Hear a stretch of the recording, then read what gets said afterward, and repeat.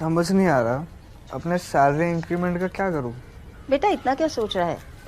अपने mutual funds के SIP का टॉप अप करा ले। This is the right time. क्या समझ में नहीं आया? बेटा इतना क्या सोच रहा है? अपने म्यूचुअल फंड्स का एसआईपी टॉपअप करा ले। This is the right time. अब समझा।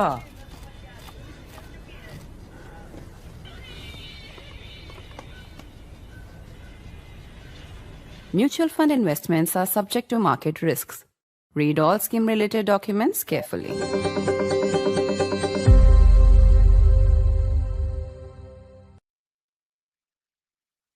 Today is a day of commemoration. It is a day to remember not just the victims of the 26/11 terror attacks, but also to honor the heroes who gave their lives to keep the rest of us safe. But it's also a day to take stock. India's security challenges come from multiple directions. There is always a challenge from China. Their latest is a brazen claim on Arunachal Pradesh. There is now hostility and friction with Bangladesh. And there is, of course, terrorism from Pakistan. Most recently, we have seen the Delhi blasts, where a 26/11 style module was actually underway when it was busted. The plan was once again to target different Indian cities. And some say the explosives recovered in time by the police in an operation first uncovered by the Jammu and Kashmir police was enough for 20 blasts. It is a somber day, and it is also a day when in Pakistan there are rumors swirling and questions being asked about where the former Prime Minister Imran Khan is. I'm Barkha Dutt, you're with the Mojo story. On the program today, a day of commemoration, of remembering, of never forgetting the 26/11 anniversary, a reminder of India's battle against terrorism, a day to remember the victims, their families, and the brave hearts who stood between the terrorists and much larger destruction and devastation than we saw in 26/11. But it's also a reminder that these attempts have not gone away. India has learned much, much has changed. But as the Delhi blasts testify, the ecosystem that enables terrorism and the hostile adversaries that continue to try and plot terrorism and use it as an instrument of state policy against India continue to make their attempts. It's been a year of the Delhi blasts. It's also been a year of the Pahalgam blasts. It's been a year of Operation Sindoor. It's been a year of learning, reassessing, and regrouping. And as these images remind us on our screen, we have learnt a lot, but there's a lot more to learn as well. It's also a day when in Pakistan, across the border, there are rumors swirling.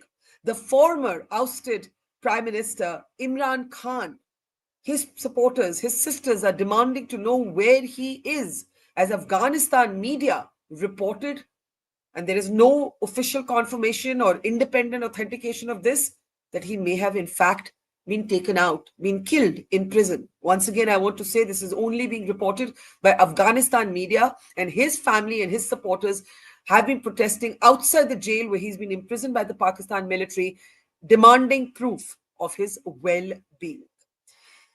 On this somber day, on this day when we remind ourselves of multiple challenges, let me introduce three very distinguished guests. A day of remembrance, a day of learning, but also a day of looking at our security challenges that come from multiple directions. I want to introduce our guest. General Satish Dua is with us, former General Officer Commanding of the 15 Corps in the Kashmir Valley, the general who led the first surgical strikes after the Uri terror attack. Always a pleasure, sir. Also joining us is Yashovardhan Azad, one of our most respected IPS officers who's also served in the Intelligence Bureau, a well-respected thinking mind on security affairs. Good to see you, Mr. Azad. And of course, I want to welcome Sushant Sareen, probably the bluntest strategic affair expert that we have, who doesn't pull his punches, especially when talking about Pakistan, and Asim Munir. I welcome all of you to the program on this somber day. I'll start with you, Sushant, before I come to General Dua and Yasho Azad. Pakistan hasn't changed. India has changed, but Pakistan hasn't changed. on a day when it's a day of remembrance, but we're just emerging from the shadows of the Delhi blast, and we actually do not yet have full knowledge of who all, enabled that terror module that was busted in Faridabad. Where do we stand vis-a-vis our security challenges? Again, I remind you that we're talking hours after China lays a brazen claim on Arunachal Pradesh. We know the volatility and the hostility in Pakistan, and we know the friction with Bangladesh. Sushant. So, Barkha, I think as far as the internal security is concerned, we are far better placed today than what we were maybe 17 years back when the 26/11 attacks happened. I think a lot of changes have come about. There's far better coordination. The intelligence flow is much better. Uh, I think the intelligence services and the police is much better equipped today than it was 17 years back. So yes, I think there have been a lot of improvements. Have we covered all our bases? Far from it. I think some of the good steps that were taken immediately after 26/11, for example, they had this patrolling boats in Mumbai and stuff like that, uh, which could have been even used for anti-smuggling operations to some extent. There are now reports that the state government has been pretty lax in equipping them, maintaining that particular those police stations. I forget the exact term, coastal police stations or whatever it was called. So, that is standard Indian way of doing things. So, yes, things have improved. But, it is very important, and General Dua sitting out here, uh, very often militaries are accused of always preparing to fight the last war better. I think it is very important that when we are talking about terrorism, or for that matter, even military affairs now, you should not be looking at what happened in the last war. You should be looking at what happened in the next war, or what is likely to happen in the next war. What are the new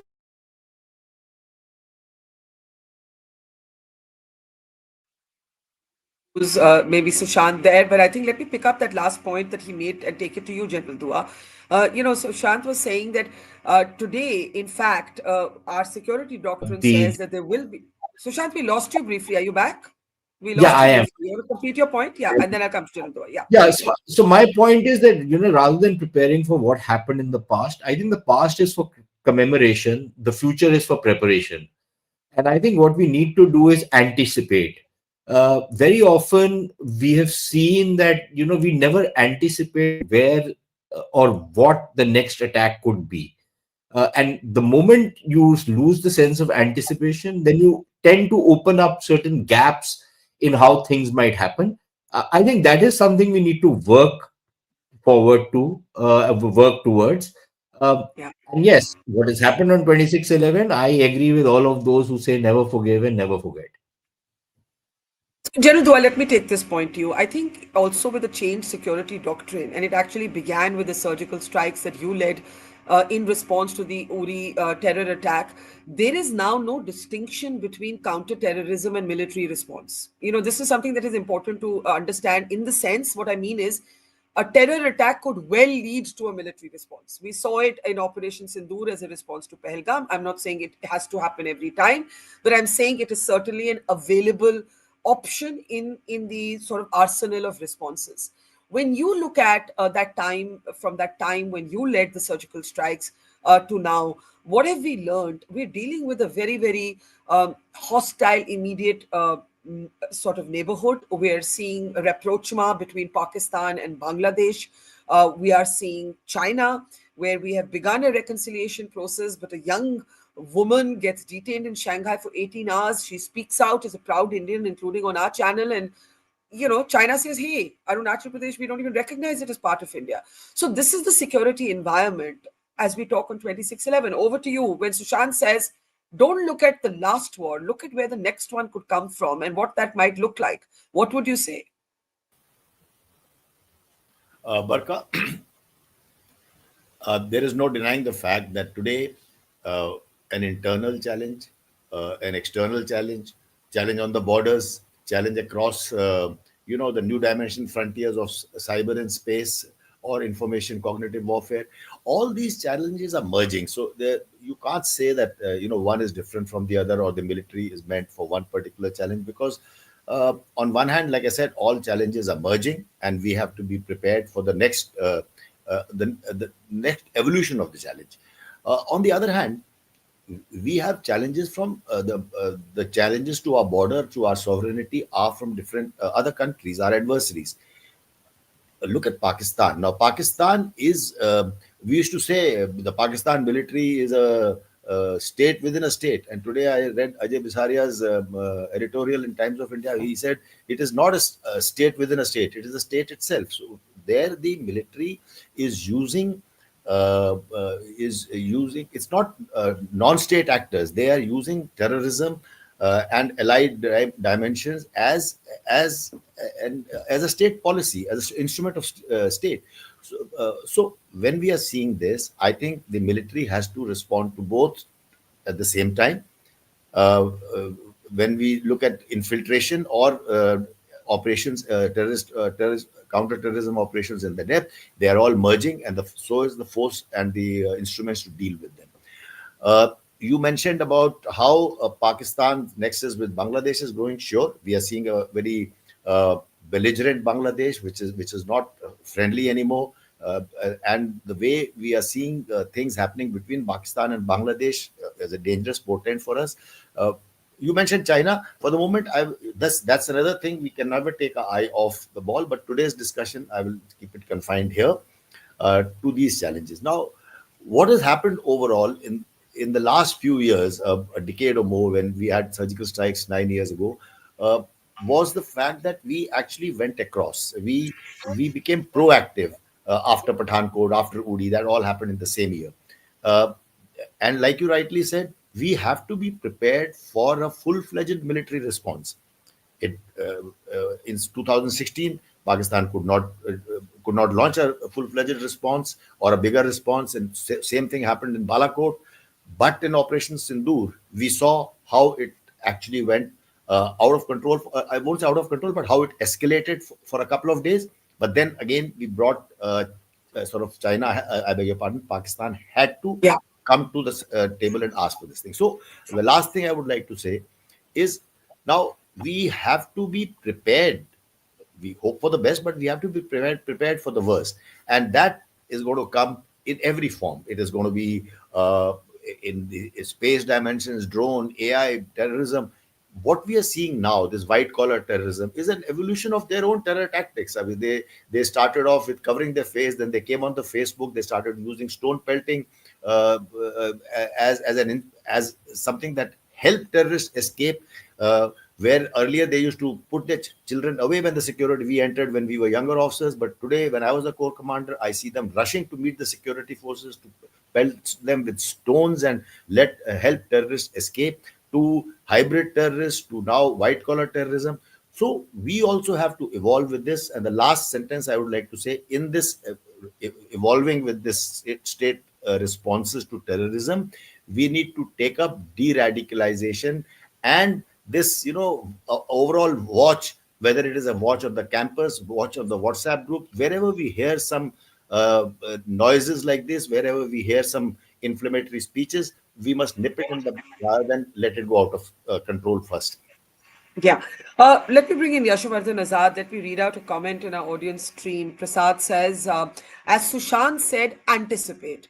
We need strong human intelligence and surveillance that is proactive. We should also stop the kid-like celebration of unknown men. He's talking about how, unknown men may have taken out targets in Pakistan, but be discreet like the Mossad. This is somebody in our audience. I thought the comment was interesting. Prasad is a regular viewer. Mr. Azad, do respond. Well, let me say your initial point about how things have changed from 26/11 to 10/11.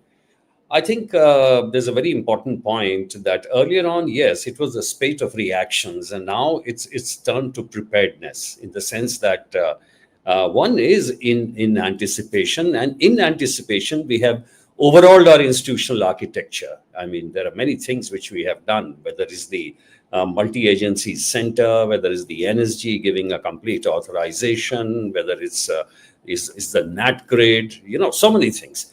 And then there is a tremendous technological upgrade, whether it's the AI-enabled control rooms, whether it's the SWAT teams.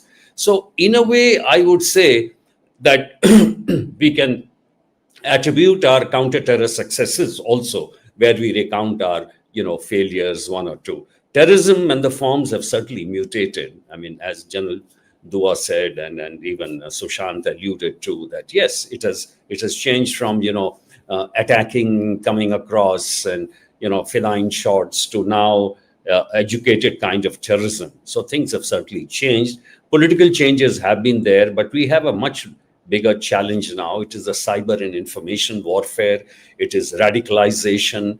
And I would say certain things which have not changed is the community interface. That's very, very important, because de-radicalization is not only the job of the forces. De-radicalization is also a job of the community, of the various institutions. And that is a very, very important thing. And the last, as I always maintain, is the Kashmir factor, the nerve center from everything emanates, where I think, yes, you need political stability and need to give back the political space and freedom to the people. Now, regarding the other question, which can I ask you something on that? Because I know Sushant and General Dua will have responses on this issue of de-radicalization and the space that you talk about within the Kashmir Valley. I think that there are two narratives on Kashmir and both are flawed. One that is too politically correct and woke and ignores the fact that there is religious radicalism, and we've seen it driving the Delhi blast. And the other is, let's vilify every single Muslim, let's vilify every single Kashmiri. In my opinion, both of these generalized narratives, one which is driven by politically correct denialism, the other which is a broad stroke of all people, so that you forget, for example, the Jammu and Kashmir police is at the front line, also Kashmiri, fighting terrorists from within their own people. So when you say give back the space, what specifically do you mean, Mr. Azad? Because I know Sushant and General Dua will have responses to this. Clear views on this. And I say that in any government, it should be the elected government should be in charge of security. It is the elected government we should face all the security challenges and also take the responsibility.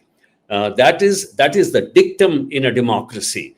It sort of maintains the institutional architecture. And I also maintain that Article 370 had nothing to do with terrorism. Neither did it promote terrorism, nor the removal of Article 70 would have, expected to have, changed the face of terrorism. And therefore, whether it is I am not interested in whether every Muslim is a terrorism or not. This is not my issue. My issue is de-radicalization should start in colleges, in all the institutions, and in that the society should take part. The army has been doing a brilliant job. The police has been doing a job. The intelligence agencies are doing a job. But if a society keeps silent and does not speak, like in Faridabad, that means their culpability is also there. Absolutely. Absolutely, which is why I think the political, I don't know whether to call it politically correct or denialism or deluded. There cannot be denialism about this, but equally in this environment, Sushant, when Mr. Azad says, Yasho says, give back space in Kashmir, make the state government accountable, make the Omar Abdullah government in this case accountable for what's happening when looked at through a security lens. What would you say, Sushant? Okay, I'll come to what Mr. Azad said. Just one thing which I wanted to add earlier on, and I think it's very important. When we talk about preparations, I think one of my colleagues also mentioned it right now. Yes, the police and the security services have been, they've got the kind of stuff they need. Perhaps more needs to come. But I think at the societal level also there needs to be a certain consciousness. So, for example, Barkha, simple thing which you see in all Western countries. There are drills which are held. Malls have drills. apartment buildings have drills, schools have drills, that in the event of an emergency, how are people going to behave? It might be there on paper, nobody practices it. So I think we need to sensitize people on, certain things which at a at the level of the population, general population, which we need to do so that we are better prepared in the event of a terror attack or a terror strike, right? But coming back to what Mr. Azad is saying, in fact, I agree with him. Uh, and I don't think you can make Umar Abdullah accountable without giving him the responsibility for the security, which has not been given to him. I personally think that now that you have an elected government in Jammu and Kashmir, even though with somewhat limited powers, they don't have the power of the security issues. They don't have the police under them. There are a couple of other restrictions on them. Even then, I would imagine that it is important that there is a very close coordination between the elected government and the local law enforcement agencies until the responsibility can entirely be given back to the state or the UT government. There has to be that, so that these people feel that they have a stake in ensuring security. Otherwise, frankly, I think Umar Abdullah, although he hasn't washed his hands off, he is entirely entitled to say that, look, I am not in charge of this. You guys are in charge of it. Why are you pointing fingers at me? So I think it is important to take them into the loop, coordinate very closely with them, because the whole idea, Barkha, of getting a political government in place is to use the political processes to bring about certain changes in Kashmir. Now, in the past, that political process hasn't exactly worked the way it was envisaged. But that is not the reason to complain and say that we are not going to, bring the politicians back into the thing. So I would go ahead with him, and I would say that the LG and that entire paraphernalia needs to step back. It should be there as a kind of a guardrail. With all the powers they have, they can act as a guardrail to the elected government. They cannot act as a parallel authority to the elected government. They should not act. Even if they have the powers, I think the elected government should be given the kind of responsibility that they can then exercise and be held accountable.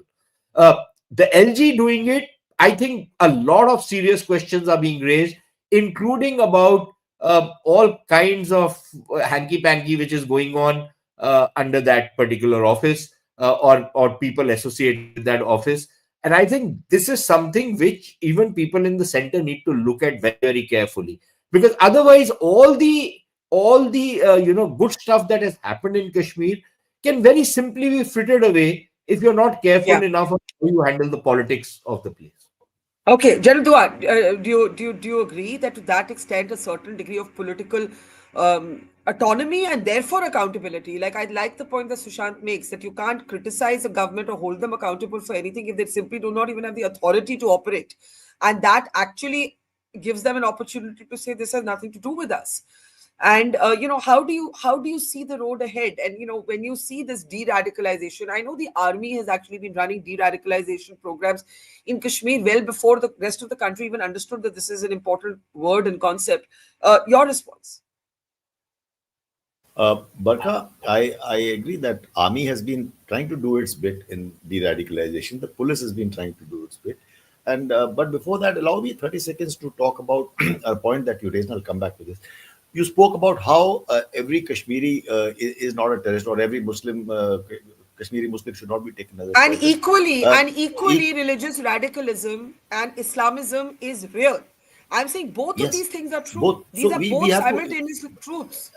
Exactly. And I have written 3 books. In my second book, I write about this particular aspect, where I write about the fact that if I was at pains to explain to everyone when I was in Kashmir that every Muslim with a beard is not a terrorist, just like every soldier with an AK rifle is not your enemy.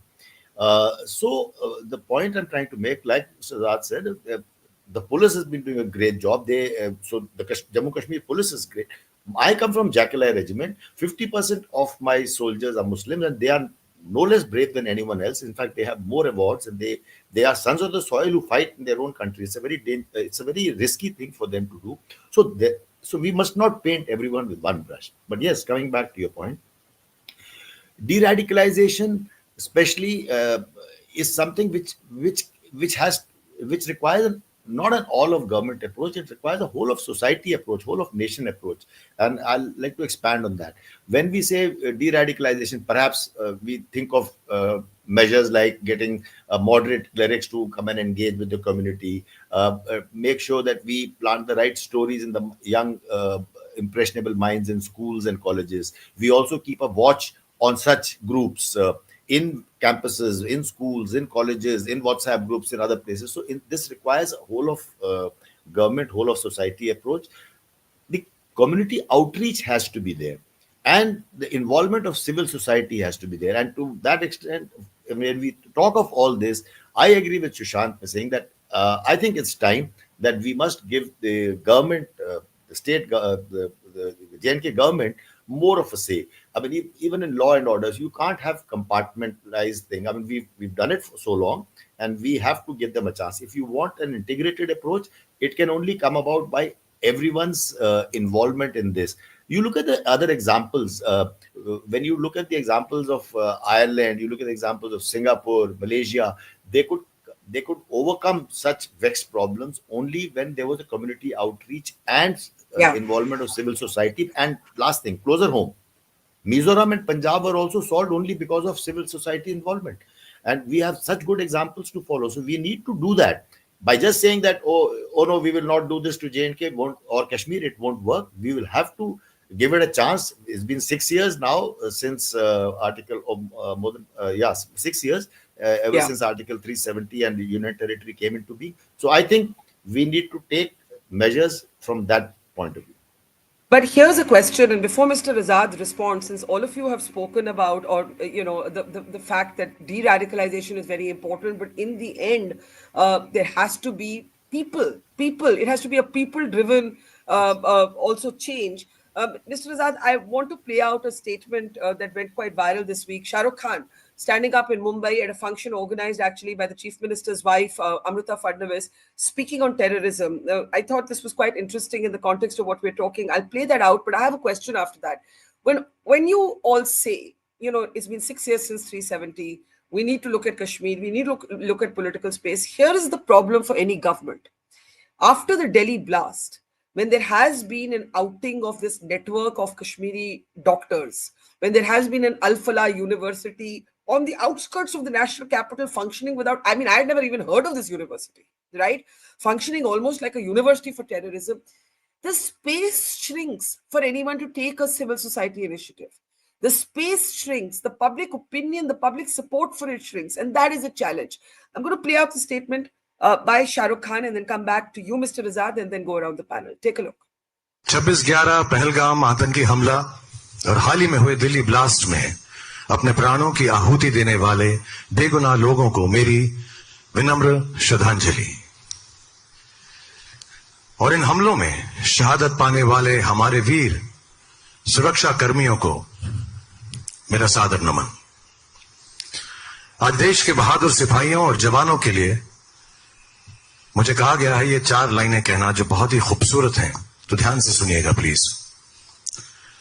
जब कोई पूछे तुमसे कि क्या करते हो, जब कोई पूछे तुमसे कि क्या करते हो, तो सीना ठोक कर कहना मैं देश की रक्षा करता हूं।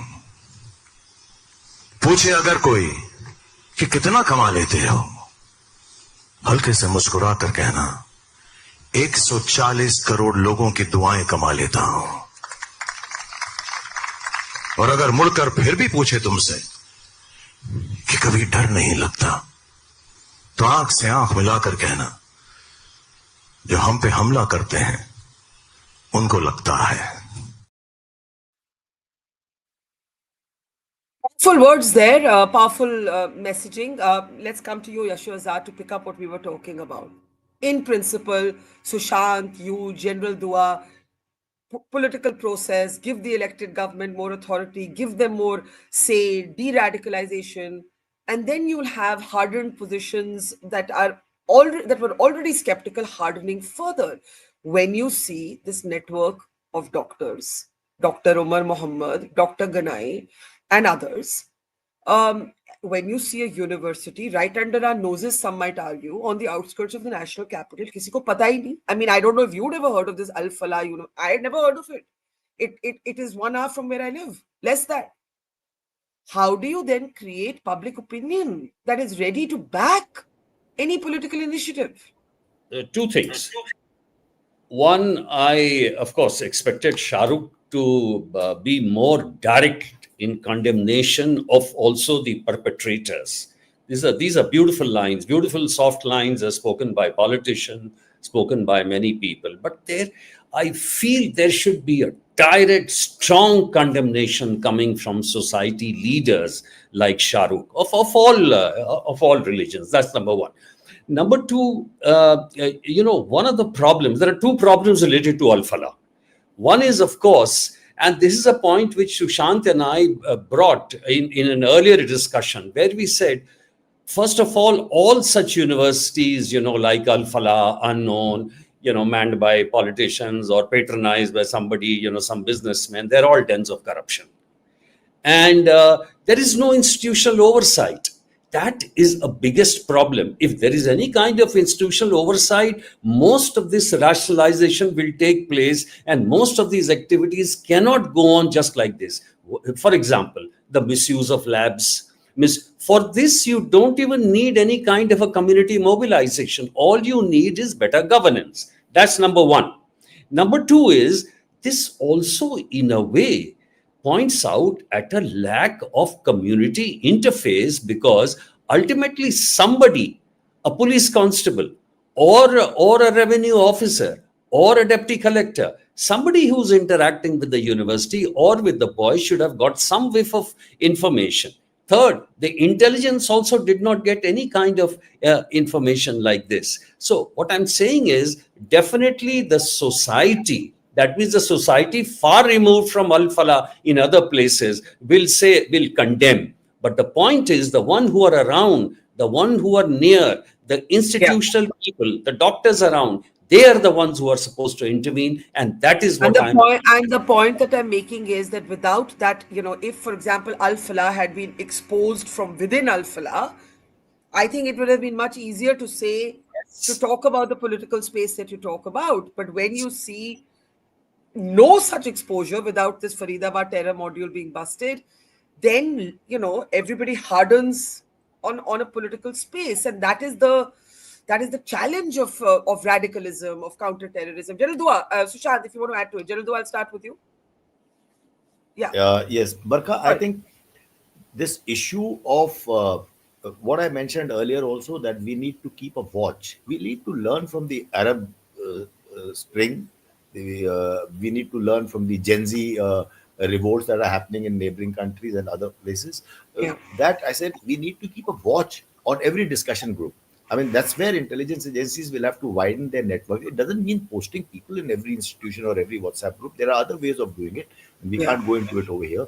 We need to keep a watch if we hear such voices. And let me now bring it in concert with what I was talking about, the involvement of civil society. This civil society, for instance, we always hear announcements or see signs written at railway stations or at airports that if you see any suspicious act, something lying around suspiciously unclaimed, report it to the authorities. In a similar analogy, today is the time when if you see something suspicious happening, someone inciting a speech, even a talk of 4 people on a nukkad, when if it is insightful, it needs to be reported. If you have a tenant, you must carry out a very proper due diligence, a verification, etc. So what I'm trying to say, the civil society will have to get more involved, because these hybrid terrorists, these white collar terrorism, they all live in the same society. They merge. It's far more difficult to distinguish them. On the LOC, you take an infiltrator as a terrorist and take him down. But here, how do you do it? A doctor is a respected man. So what we need to do, the community involvement, that is why the civil society involvement has to be increased.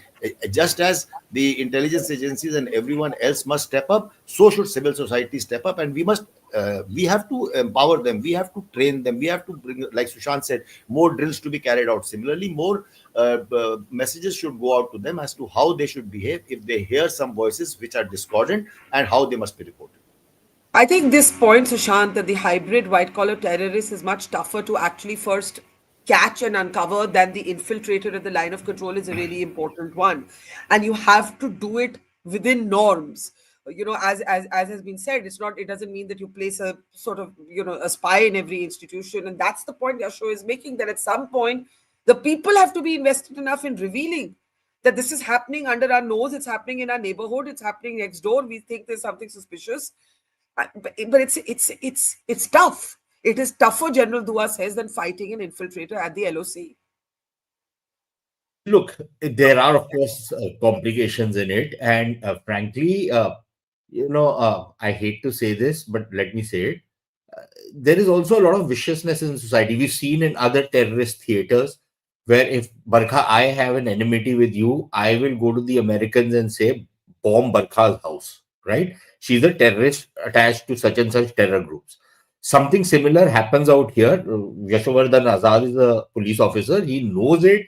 And as a journalist, Barkha, you should be aware that every time a police complaint is made, it's not necessarily that the complainant is telling the truth, right? Very often, there are fake complaints which are made to fix your, neighbors or your enemies or your adversaries, whatever. So you have to be very careful if you're setting in motion some kind of a way where people can come and report. The person who's receiving the report should not be using it as a way to, extort money out of somebody else. Secondly, I think it is also important, and this is on the lighter side, and I remember this is a published news. I probably happened after 26/11 or maybe after 9/11, I'm not sure where.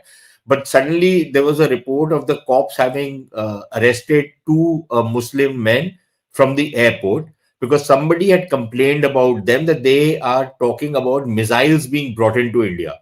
The two guys were speaking in Urdu and saying कि वो जो आ रहे हैं वो अपने साथ अपनी missile लेके आ रहे हैं. Missile means problems. वो मिसाइल लेके आ रहे हैं. Somebody heard it as missiles and complained to the cops, and the cops arrested the guy. So you need to be a little careful on how these things work. Yes. Finally, on this whole thing of political space shrinking because of the Red Fort blast, I think again we need to be very careful.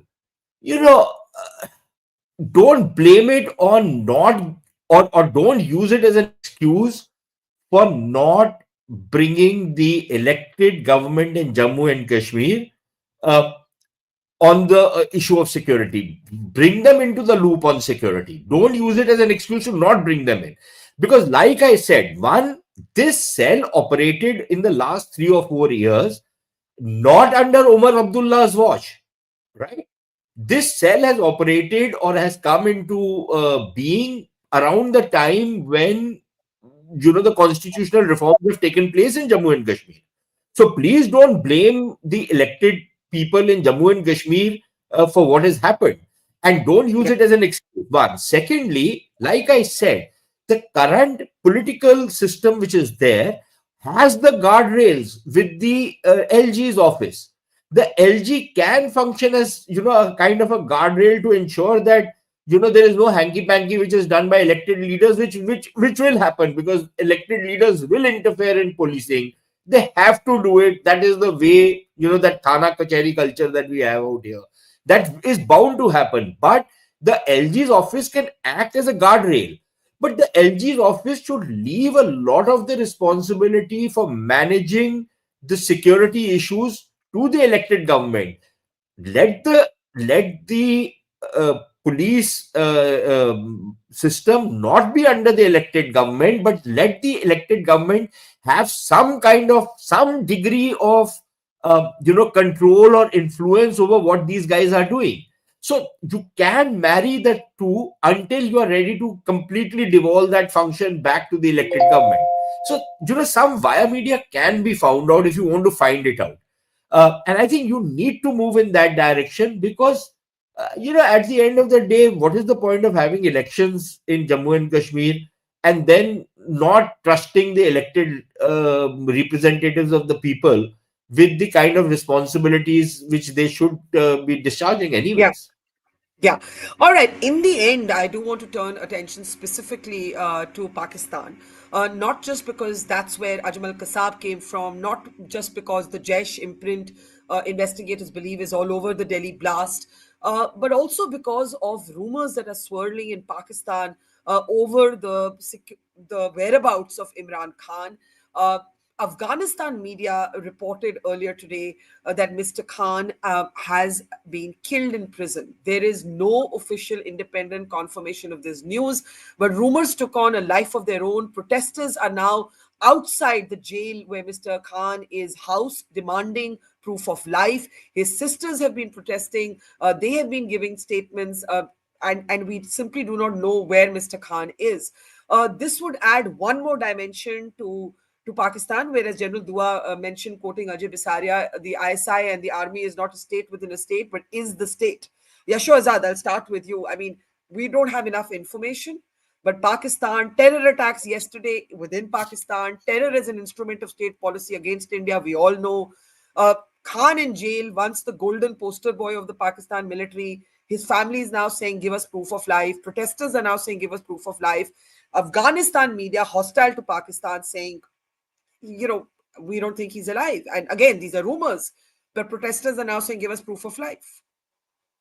Let me say at the very outset that anything can happen in Pakistan. And as Shushant was telling me just now, and General Dua, I'll never forget this statement, that ISI is the biggest political force in the world. So it's capable of anything. I mean, in Atop jail, all the ex-prime ministers have had the privilege of living there and then going into exile. Now, I do feel that they will not take this upon themselves to hit Imran Khan.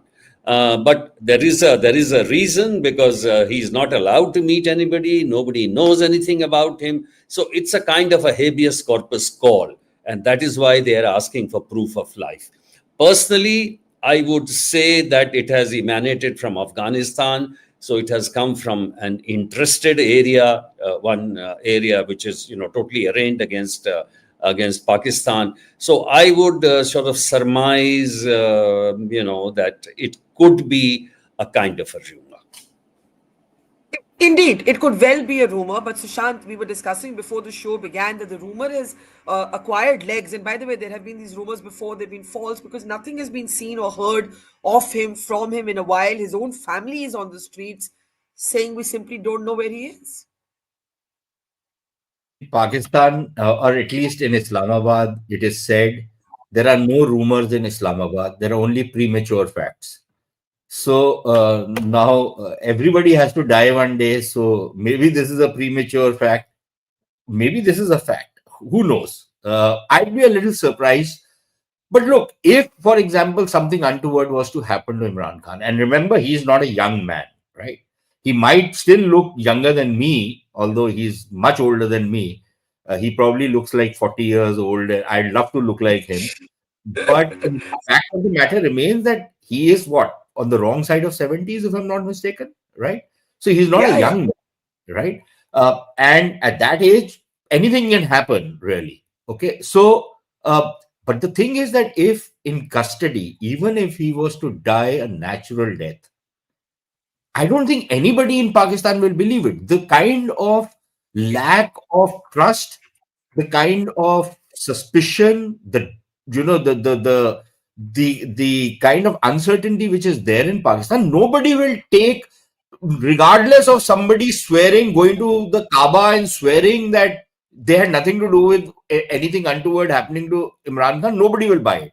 So I think the military authorities will be extremely careful to ensure that nothing happens to Imran Khan. But if in the event something has happened, and one of the reasons why these rumors are swirling around, and Mr. Azad spoke about it, for weeks now, nobody is being allowed to meet Imran Khan.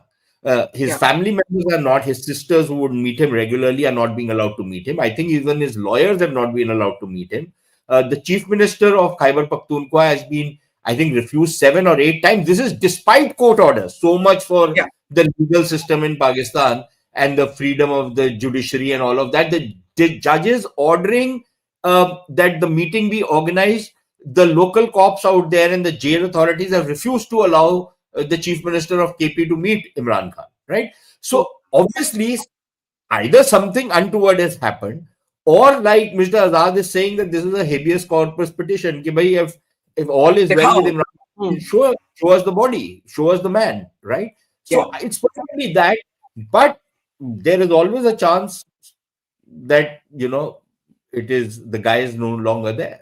Who knows? Yeah, as we said, in Pakistan, anything can happen. Dua, before I give you the last word, one of our viewers, Saurabh, says mysterious deaths and sanctioned assassinations of their own leaders are par for the course in Pakistan. The Pakistan army has the last word and the last laugh in Pakistan, and Imran Khan could have been clean bowled. Except for the fact that, as everybody has pointed out here, it doesn't suit the Pakistan military. It doesn't suit them. It's fine to have him languishing in jail in solitary confinement years on end. Why kill him and have him be made into a hero? And he's already an extremely popular person, in a large section of the Pakistani public, probably the most popular civilian today, once the poster boy of the Pakistan military. Last word to you, sir. I'll pick up from where you left. Yes, he is an extremely popular man, and all the political leaders in Pakistan have either been politicians or military generals turned politicians.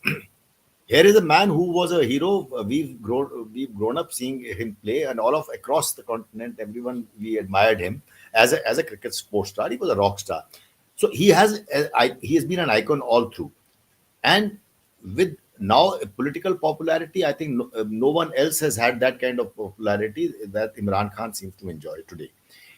So it is in their interest, the state's interest, to make sure, the army's interest, to actually that nothing happens to him, like everyone else is also saying. Yeah. Because it will become a rallying point. And today, if there is any threat to the Pakistan army, I'm saying it deliberately, I'm saying that slowly, if there is any threat to Pakistan army, it is from the Gen Z. It'll happen. If it happens, it will happen from the youth. It will happen like a revolt.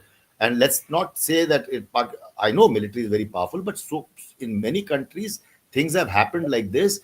2 years ago, we saw the army, the public break into the house of the corps commander in Lahore and many military establishments. And so we've seen those things happen. So let's also remember, like, if today the rumor of such news has got a protest breaking, or people have started collecting and demanding things, anything like this is going to be a very difficult thing to handle. That then the legal amendments or 27th Amendment, etc., might not help. There'll be a very different scene to play. Well, either way, it is, as I said, a volatile, hostile neighborhood. Pakistan has always been hostile. Different challenges with China, fiction with Bangladesh, the challenge of radicalism at home. Much learned from 26/11, much to learn. And as all three of our distinguished guests have pointed out, the change also has to begin with us. Sushant, you want to add a line? Sushant, yeah? Sushant. One second. Hang on. Yeah, Sushant. Be prepared for being massively trolled by the Pakistanis if nothing has happened to Imran Khan, because you are on their target list now, you're on the hit list. So they are going to come after you. Vengeance if nothing has happened. So be prepared for that. Just issue a warning to you. No, that's a good warning, because in any case, I'm literally blocking Pakistani social media handles every day in the dozens. So they've been at it since Operation Sindoor. Sorry, Sushant was saying? I said in any case, you're used to getting trolled. Yes, proudly trolled by the Pakistanis at least. Wear it as a badge of honor. Thank you so much to Sushant Sareen, Yashwardhan Azad, and General Dua. It's been a pleasure learning from all of you. Thank you so much. Take care. See you all soon. It's great to see you here. Thank you for watching our work. If you haven't subscribed yet, don't forget to click the bell icon and subscribe to Mojo Story and support independent, robust journalism.